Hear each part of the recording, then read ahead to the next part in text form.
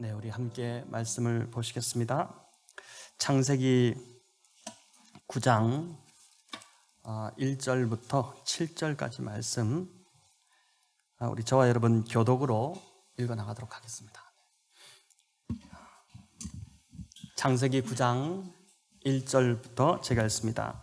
하나님이 노아와 그 아들들에게 복을 주시며 그들에게 이르시되 생육하고 번성하여 땅에 충만하라.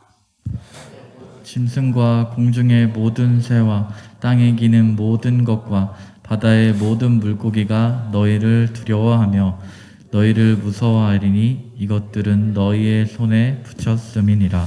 모든 산 동물은 너희의 먹을 것이 될지라. 채소같이 내가 이것을 다 너희에게 주노라. 내가 반드시 너희의 피 곧 너희의 생명의 피를 찾으리니 짐승이면 그 짐승에게서 사람이나 사람의 형제면 그에게서 그의 생명을 찾으리라. 다른 사람의 피를 흘리면 그 사람의 피도 흘릴 것이니 이는 하나님이 자기 형상대로 사람을 지으셨음이니라. 같이 읽습니다.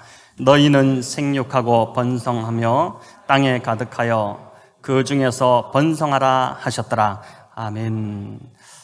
네, 부활절 말씀을 이제 부활절 본문이 아닌 창세기로 연결을 하는데, 지난주 새벽에 기도하는 가운데 9장과 부활이 굉장히 연관이 있음을 보게 되었고, 그래서 이 9장 연속적인 설교 또 마침 순서대로 가는데, 이 본문을 가지고 이 9장 전체를 통해서 좀 살펴보고자 합니다.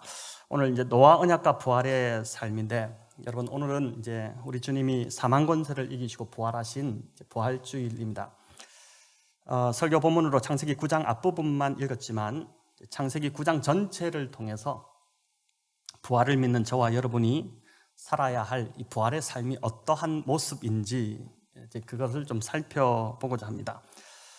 예수님께서 제자들과 마지막 만찬을 가지실 때 떡을 떼어 주시며 이것은 너희를 위하는 내 몸이라 이렇게 하셨고, 또 포도주를 이제 잔에 부어 주시며 이 잔은 내 피로 세운 새 언약이니 곧 너희를 위하여 붓는 것이다 이렇게 이제 말씀하셨습니다.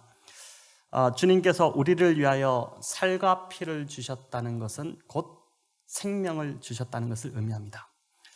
이 말씀대로 예수님은 이제 그 다음 날 십자가에서 살 찢기시고 피 흘리심으로 우리가 받을 죄의 그 저주를 대신 다 받으셨고 우리에게는 새로운 생명을 부어주셨습니다. 하나님 형상대로 만든 인간을 하나님께서 얼마나 아끼고 사랑하셨는지 우리를 살리시고자 아들을 대신 내어주신 것입니다. 이 말도 안 되는 일이 참 일어난 것이죠. 이처럼 성경은 도저히 이해할 수 없는 그 인간을 향한 하나님의 러브 스토리이고 그 사랑의 절정이 바로 십자가입니다. 그래서 하나님의 사랑을 이제 체험하고 싶다면 다른 곳으로 가면 안 되고 십자가로 가까이 나와야 됩니다. 그 십자가를 다 가까이 하고 십자가를 묵상해야 하는 것입니다. 여러분, 이 십자가의 사랑이 온몸으로 깨달아져야 비로소 신앙이 시작됩니다. 헌신과 봉사와 섬김이 신앙생활에서 중요합니다. 하지만 이런 봉사와 섬김 또 심지어 선교까지도 십자가의 경험 없이는 무의미한 것입니다. 창세기 9장에서도 우리는 인간을 끔찍이도 아끼시는 이 하나님의 사랑을 발견하게 됩니다. 여러분, 먼저 9장 1절을 보면 방주에서 나온 이제 그의 노아와 그의 아들들에게 하나님께서 가장 먼저 복을 주시는데 생육하고 번성하며 땅에 충만하라 이렇게 말씀하십니다. 그런데 이것이 1절만 있는 것이 아니라 9장 7절에도 똑같이 또 한 번 반복이 됩니다. 이는 창세기 1장 28절에서 인간을 만드시고 나서 바로 그 직후에 하나님께서 복 주시면서 하셨던 말씀과 똑같은 동일한 말씀입니다. 태초에 하나님께서 인간을 만드신 이유가 바로 이렇게 복 주시기 위함이었다는 것입니다. 인간이 죄로 인해 고통받으며 사는 것이 결코 하나님이 의도하셨던 모습이 아니었다는 것이죠. 하나님이 인간에게 선물로 주셨던 그 에덴에서 생육하고 번성하며 에덴의 의미처럼 행복과 기쁨과 풍요의 삶을 살아가기를 누구보다도 하나님이 원하셨습니다. 그러나 아담의 범죄 이후 인간은 급속히 타락하기 시작했고, 우리가 살펴본 대로 노아 때에 와서는 온 땅이 감당할 수 없을 정도로 죄와 폭력으로 그냥 물들어 버렸습니다. 하나님께서 사람 지으심을 한탄하실 정도까지 이르렀던 것이죠. 죄악의 불길이 온 세상에 다 번지게 되자 하나님은 어쩔 수 없이 긴급 조치로 홍수로 물로 이제 죄악의 불을 다 꺼버리셨던 것입니다. 이후 노아를 통해 새롭게 시작하는 이 인류에게 하나님은 처음 인간을 지으신 후에 바로 그 직후에 하셨던 똑같은 축복을 하셨습니다. 그들에게 복 주시며 생육하고 번성하며 땅에 충만하라, 이렇게 말씀하신 것이죠. 노아홍수 이전과 이후에 하나님의 축복이 똑같았다는 것이 무엇을 의미하겠습니까? 하나님의 궁극적 목적이 변하지 않았다는 것입니다. 그 목적은 바로 인간을 축복하시고자 하는 것입니다. 노아홍수가 가지는 의미에서 심판의 요소가 너무 크기 때문에 이 자체로 하나님을 오해할 소지가 충분합니다. 하지만 오늘 이 9장을 살펴보면 하나님이 그런 분이 아니시다는 것을 우리가 알게 됩니다. 우리도 어떤 사람에 대해 잘 모르면 오해하고 판단하고 정죄하고 그렇게 하지 않습니까? 그러다가 어느 날 그 사람의 진심을, 숨겨진 그 진심을 우리가 알게 되면 그게 아니었구나 이러면서 그 사람에 대해서 더 신뢰가 가고 이제 좋아지듯이 오늘 9장이 바로 홍수 심판을 내릴 수밖에 없었던 그 하나님의 진심이 무엇인지를 알려주는 그러한 장이라고 할 수 있습니다. 먼저 하나님께서는 이제 홍수 이후 노아가 새로운 이 땅에서 축복되게 살 수 있도록 3가지 안전 조치를 취하시게 됩니다. 첫째는 여기 이제 9장 2절부터 6절까지 나오는데 짐승들과 새와 물고기들에게 인간을 두려워하게 만들었습니다. 두 번째는 육식을 이제 인간들에게 허락하시게 되고, 세 번째는 살인을 금하십니다. 자, 짐승들이 인간을 두려워한 것은 육식을 허락한 것과 연관이 있습니다. 창세기 1장 29절에 나오듯이 인간의 처음 먹거리는 채식이었습니다. 우리 같이 한번 읽어볼까요? 하나님이 이르시되 내가 온 지면에 씨 맺는 모든 채소와 씨 가진 열매 맺는 모든 나무를 너희에게 주노니 너희의 먹을거리가 되리라. 자, 이 말씀대로 홍수 이전에는 인간들이 식물성 음식만으로도 충분히 살아갈 수 있었습니다. 아마 이때는 다이어트 때문에 고민하는 사람이 없었을 것 같아요. 그런데 홍수 이후에 왜 하나님께서 인간에게 육식을 허락하셨을까요? 이는 홍수 후의 환경이 녹록치 않았기 때문입니다. 쓰나미가 쓸고 지나간 것보다 더 처참한 상황이 된 것이죠. 그래서 땅이 회복되기까지 시간이 걸렸을 것입니다. 또 아담이 타락한 이후 어떻게 됩니까? 땅이 저주를 받지 않습니까? 그러므로 가시덤불과 땅이 엉겅퀴를 이제 인간에게 내게 되는데, 인간이 양식을 얻으려면은 땀을 엄청 흘려서 노력해야지만 겨우 양식을 얻을 정도가 되는, 그래서 그런 상황이었기 때문에 홍수 이후는 먹거리를 구하기가 더 어려웠을 것입니다. 홍수 이후 하나님은 노아에게 생육하고 번성하고 충만하라, 이렇게 이제 말씀하셨는데, 축복하셨는데 말로만 축복하신 것이 아니라 생육하고 번성하기 위한 그 음식물의 영역을 확대시켜 주신 것입니다.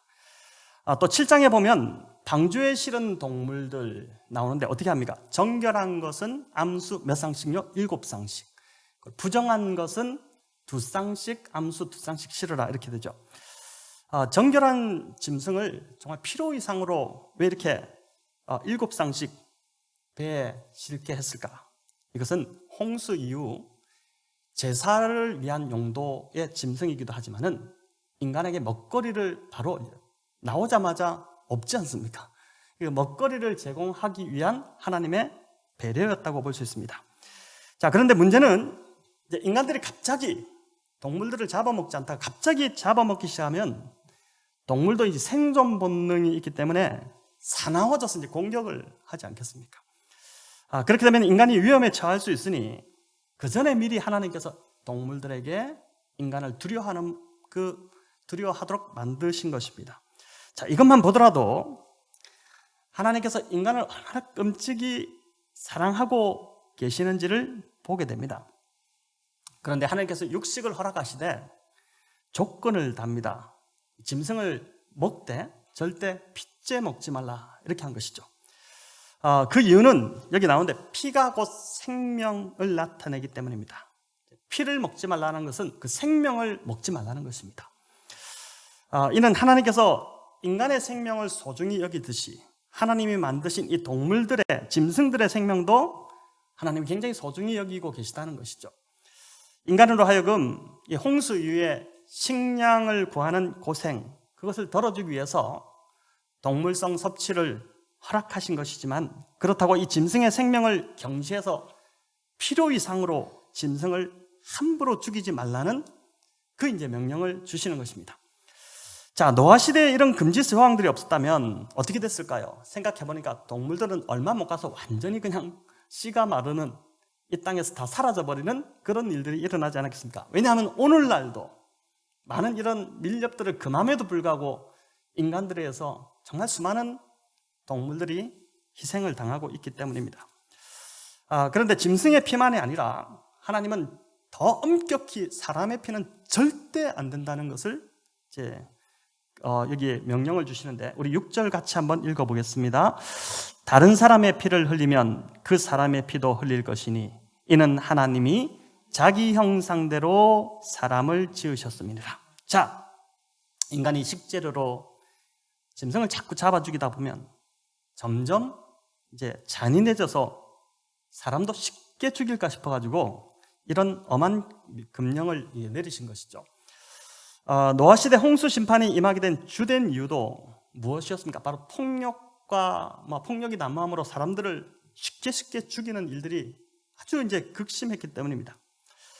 인간이 생육하고 번성하려면, 땅에 충만하려면 이 폭력이 사라져야 하기 때문에 하나님께서 특별한 이런 조처를, 금지 명령을 내리셨던 것이죠. 자, 짐승들이 인간을 두려워하게 만들고 육식을 허락하고 살인을 금한 것에 담긴 하나님의 진심이 무엇이겠습니까? 인간을 축복하시고자 하는 것입니다. 새롭게 시작하는 이 땅에서 행복하게 잘 살기를 바라시는 것입니다. 그게 하나님의 진심이었던 것이죠. 이 세 가지 조치를 보면서 나의 진심을 좀 알아달라, 이렇게 이제 하나님 말씀하시는 것입니다. 자, 이어 하나님은 노아와 그 아들들과 모든 생물들에게 언약을 세우십니다. 이게 이제 일명 노아 언약이라고 이렇게 불리는데, 언약의 내용이 11절에 나오죠. 우리 같이 한번 읽어볼까요? 내가 너희와 언약을 세우리니 다시는 모든 생물을 홍수로 멸하지 아니할 것이라. 땅을 멸할 홍수가 다시 있지 아니하리라. 아멘. 자, 물론 계속해서 국지적이고 또 부분적인 홍수는 있을 것이지만 노아 홍수처럼 모든 생물을 멸하는 대홍수는 이제 절대 없을 것이다, 이렇게 이제 말하시면서 안심하라고 하는 것입니다. 그래도 인간이 못 믿을까 싶어서 하나님께서 지금 언약의 증거를 제시하시는데 12절부터 17절에 나오는 무지개입니다. 여러분, 왜 무지개가 언약의 증거인지 궁금하지 않습니까? 왜 무지개를 하나님께서 다시는 홍수로 멸하지 않겠다는 언약의 증거로 무지개를 주셨을까요? 무지개는 비가 오기 전후에 나타나는 현상입니다. 우리 유정선 선교사님 계시는 피지, 이제 거기 가면 스콜이 아주 자주 내립니다. 근데 그 비가 갑자기 엄청난 양의 비가 확 쏟아졌다가 언제 비가 왔냐는 듯이 이내 또 햇빛이 쨍쨍 나왔는데, 그럴 때마다 한 번씩 무지개가 너무 멋있게 선명하게 나타납니다. 여러분, 사람이 큰 일을 겪으면 트라우마가 생기죠. 그래서 노아와 그 아들들은 날이 굳기만 해도 비가 오기 시작하면 굉장한 공포감에 아마 쌓이기 시작했을 겁니다. 그럴 때 무지개가 하늘에서 뜨는 것입니다. 무지개가 얼마나 아름답습니까? 우리가 무지개를 흔히 보지 못하지 않습니까? 7색깔 이 모습이 둥글게 펼쳐지면 정말 장관을 이룹니다. 가던 길도 멈춰서 막 서서 쳐다보게 되고 우리가 사진을 찍고 그렇게 하지 않습니까? 자, 이런 무지개를 보면 마음에 있던 두려움도 사라지게 되고 마음이 밝아지며 하나님의 아름다운 솜씨를 찬양하게 됩니다. 이 무지개는 홍수 트라우마를 가진 노아와 가족들을 위한 하나님의 세심한 배려이셨습니다.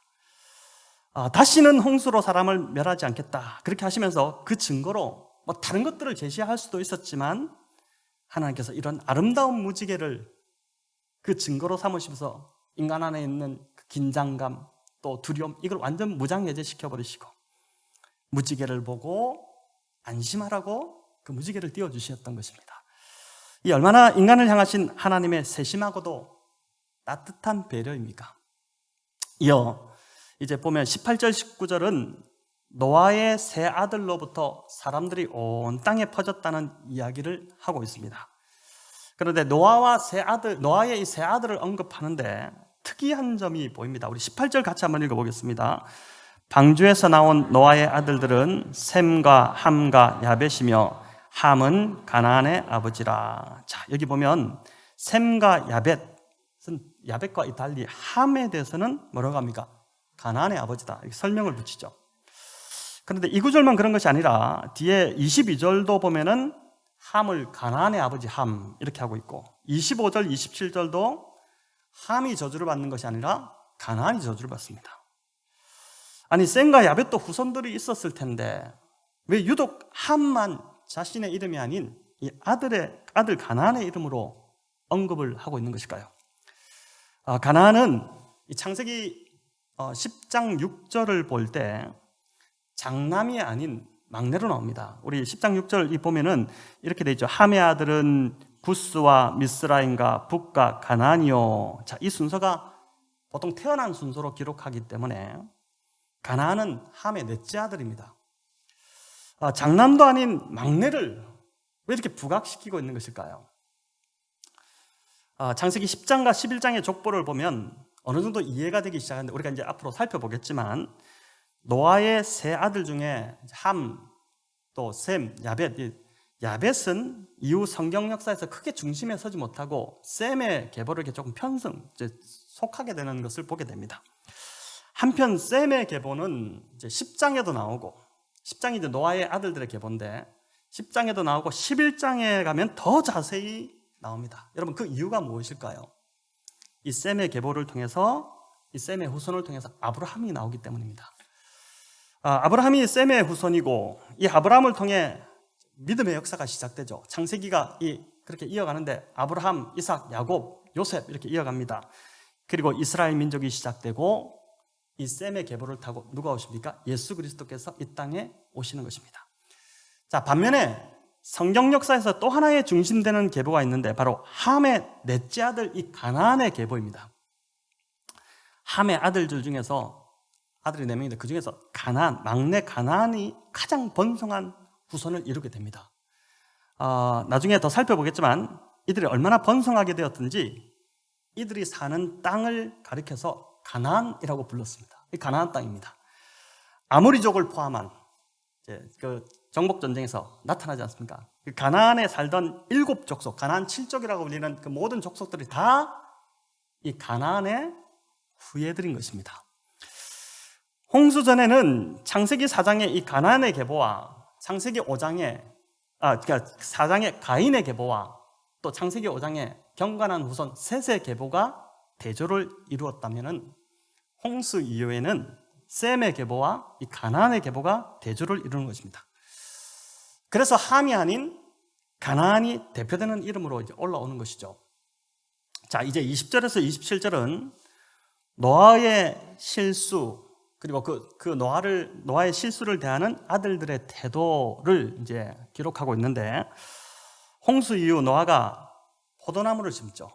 그리고 나서 이제 그 포도나무에서 난 그 포도주를 먹고 마시고 벌거벗고 그냥 이제 잠이 들었습니다. 추태를 보인 것입니다. 목회를 하다 보면 이제 여러 상황들을 만나게 되는데, 이 참 오래전의 일인데, 이분이 지금 중직자가 되셨는데 한 번은 술을 마시고 저한테 전화를 하신 것입니다.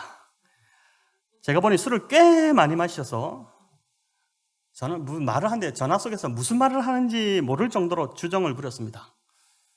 저도 자다가 그 전화를 받고 이게 무슨 상황인가 싶어서 한 30분 정도 다 받아주고 전화를 끊었습니다. 그 다음날 그분이 놀라서 전화가 왔습니다. 아내분에게 상황을 듣고 본인 핸드폰에 저와 그 시간에 30분 정도 통화한 기록이 있으니 놀라서 전화하신 것이죠. 근데 참 감사한 것은 술에 취해서도 다른 사람한테 전화 안 하고 참 목사한테 전화했으니 그분이 얼마나 신앙이 돈독한지 알 수 있는 것이죠. 여러분, 노아는 술에 취해 벌거벗었습니다. 그런데 그의 장막 안에서 그랬다고 하죠. 집안에서 옷 벗는 게 뭐가 흠이 되겠습니까? 우리도 집만큼 편한 곳이 없기 때문에 속옷 차림으로 다니기도 하고 그렇게 하지 않습니까? 문제는 이 상황을 본 함의 반응이었습니다. 22절에는 함이 그 아버지의 하체를 보고 밖으로 나가 그의 두 형제에게 알렸다 이렇게 합니다. 이건 지금 알릴 사안이 아니죠. 본 즉시 바로 담요로 아버지를 덮어드렸어야 합니다.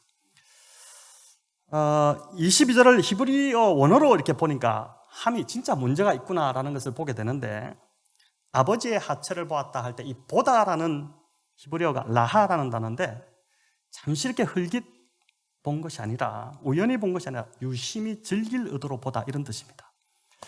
잠시 보고 만 것이 아니라 그 자리에서 계속 감상했다는 것입니다. 여러분, 이것은 거의 범죄 행위에 해당되는 것입니다.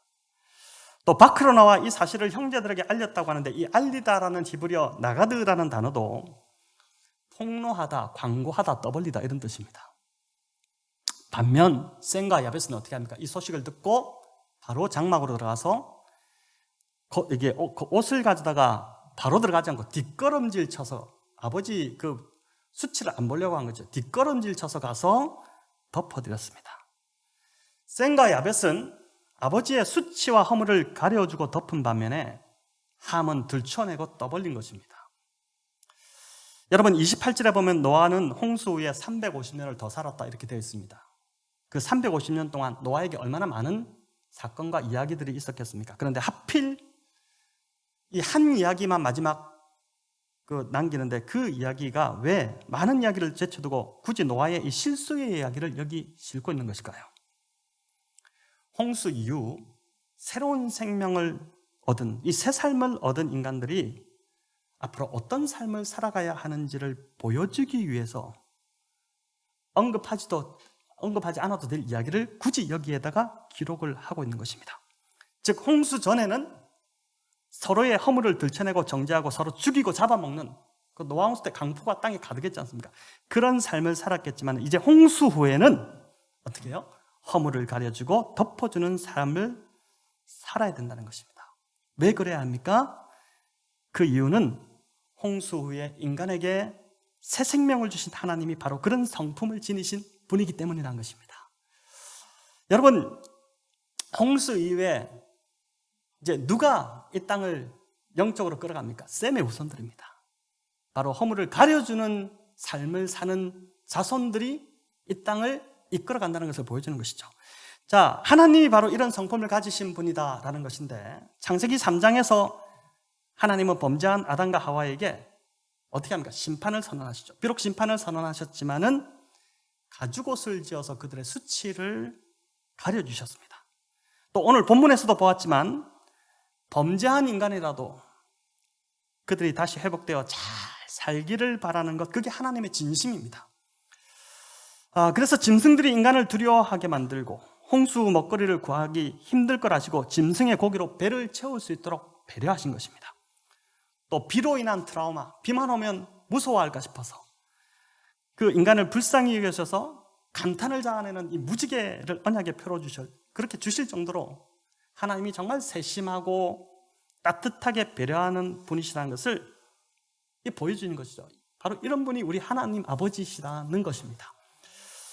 여러분, 인간이 죄로 인해 비록 홍수 심판을 받았지만은 다시 시작하는 이 새로운 땅에서는 생육하고 번성하고 충만하기를 그냥 말로만 한 게 아니라, 본심은 아닌데 그렇게 말을 한 것이 아니라 진짜 그게 하나님의 본심이었다는 것입니다. 여러분, 그렇게 이런 용서와 은혜를 받은 인간들도 어떻게 합니까? 하나님 닮아서 앞으로 살아가면서 남의 허물을 떠벌리고 들추지 말고 허물을 덮어주고 가려주는 자로 살아야 한다는 것입니다. 성도 여러분, 홍수 이후에 일시적 생명을, 그 위에 또 다 죽지, 노아도 죽고 다 죽지 않습니까? 일시적 생명을 얻은 인간도 이렇게 허물을 덮어주고 가려주는 자로 살아야 했다면, 예수님의 부활로 인해 영원한 새 생명을 얻은 저와 여러분은 두말할 것도 없는 것입니다. 그래서 바울은 에베소 교회에 보내는 편지에서 이렇게 권면을 합니다. 우리 같이 한번 읽어보겠습니다. 서로 친절하게 하며 불쌍히 여기며 서로 용서하기를 하나님이 그리스도 안에서 너희를 용서하신 같이 하라. 아멘. 자, 여러분, 우리 중에 연약하지 않은 자가 누가 있겠습니까? 우리 중에 실수하지 않는 자가 누가 있겠습니까? 우리 모두 다 은혜가 필요한 자들입니다. 다들 불쌍합니다. 그래서 여러분, 절대 쌀쌀맞게 대하지 마시고 서로 친절하게 불쌍히 여기며 서로 좀 인사도 잘하시고 인사도 잘 받아주시고 말 한마디라도 따뜻하게 해주시고 서로에게 감사를 많이 표하시고 카톡이나 문자를 보내더라도 또 따뜻한 표현으로 그렇게 하시기를 바랍니다. 여러분, 이것이 하나님 닮아가는 자들의 모습입니다. 하나님이 이러시기 때문입니다. 절대 강압적인 태도로 권위를 부리려고 하지 마십시오. 가정이나 직장이나 교회나 상대를 조종하려는 욕구도 내려놓아야 됩니다. 이 참 무서운 겁니다. 매니플레이션하는, 조종하려고 하는, 이것도 참 무섭죠.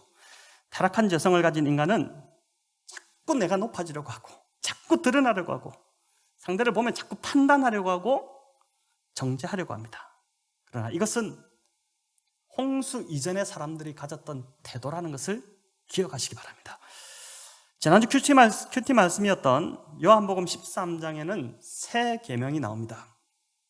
요한복음 14장 34절 35절 우리 같이 한번 읽겠습니다. 새 계명을 너희에게 주노니 서로 사랑하라.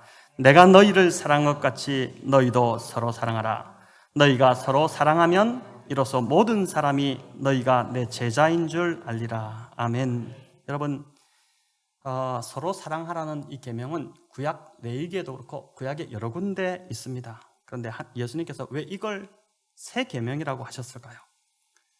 그것도 십자가를 앞둔 시점에서 이 왜 새 계명이라고 하셨는지 여러분, 그 이유가 궁금하지 않습니까? 예수님의 십자가와 부활을 기점으로 율법이 지배하던 옛 세상은 심판받게 되는 것이고 이제 은혜가 지배하는 새로운 세상이 온다는 것입니다. 옛 세상은 율법이 다스렸다면 그 율법 안에 사랑하라는 계명이 들어있었죠. 레위기 안에. 그러나 이제 주님이 왕으로 통치하시는 새로운 세상은 새 계명의 지배를 받게 되는데 그 새 계명이 바로 여러 많은 계명이 아니라 단 하나, 서로 사랑하라는 것입니다. 신약과 구약이 똑같이 사랑하라고 명령했지만 옛 구약의 계명은 단지 사랑하라는 명령만 주어졌지 사랑할 힘이 주어지지 않았습니다.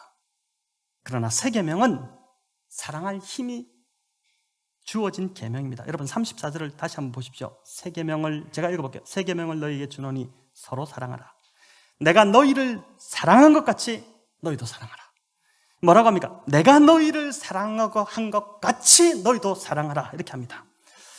우리는 절대 서로를 사랑할 능력이 없습니다. 하지만 우리가 주님의 사랑을 받게 될 때 그 사랑을 받으면 받을수록 우리는 사랑할 능력이 생긴다는 것입니다. 여러분, 그래서 새 계명이 좋은 것입니다. 요한복음 13장 1절 이렇게 말씀하죠. 이것도 같이 읽어봅시다. 유월절 전에 예수께서 자기가 세상을 떠나 아버지께로 돌아가실 때가 이른 줄 아시고 세상에 있는 자기 사람들을 사랑하시되 끝까지 사랑하시니라. 주님이 제자들을 사랑하실 때 어떻게 사랑하셨다고요? 끝까지 사랑하셨다고 하죠. 여기 끝까지는 다른 말로 바꾸면 온전히 사랑하셨다는 것입니다. 주님의 사랑이 불완전하지 않고 온전하다는 것입니다. 여러분, 주님의 이 온전한 사랑의 대상에는 가룟 유다도 포함되어 있었습니다. 주님은 가룟 유다의 태도에 따라 사랑의 질이 바뀌지 않으셨습니다. 뻔히 배반할 걸 알고 계심에도 끝까지 사랑하십니다. 연약한 우리는 상대가 나에게 잘해주면 사랑하고, 조금이라도 나에게 좀 삐딱하게 나오면 태도가 바뀔 때가 많지만은, 주님은 가룟 유다가 그 밤에 배신하는 그 자리에서도 변함없이 그를 끝까지 사랑하셨습니다. 이 사랑으로 주님은 오늘도 우리의 모습이 어떠하든, 우리가 실수하고 넘어지든 변함없이 저와 여러분을 사랑하고 계심을 믿으시기를 바랍니다. 부활하신 이후 주님은 스스로 자책감에 빠진 베드로를 찾아가셨습니다. 주님을 3번이나 부인한 이 베드로가 주님을 뵙기가 얼마나 죄송스러웠겠습니까? 고개를 들지 못하는 이 베드로에게 주님이 물으시죠. 요한의 아들 시몬아, 네가 나를 사랑하느냐? 그것도 3번이나 연거푸 물으셨습니다. 이 말은 베드로가 주님을 사랑하는지 몰라서 또 궁금해서 물으신 것이 아니었습니다. 제가 만약 아이들에게 아빠 사랑해 라고 묻는다면 여러분 왜 묻는 것일까요? 아이가 아빠를 사랑하는지 아닌지를 확인하려고 묻는 것일까요? 그래서 아니면 혼을 내주려고 그렇게 물을까요? 이 질문은 이런 것입니다. 아빠는 너를 사랑하는데 너는 어때? 라고 묻는 것이죠.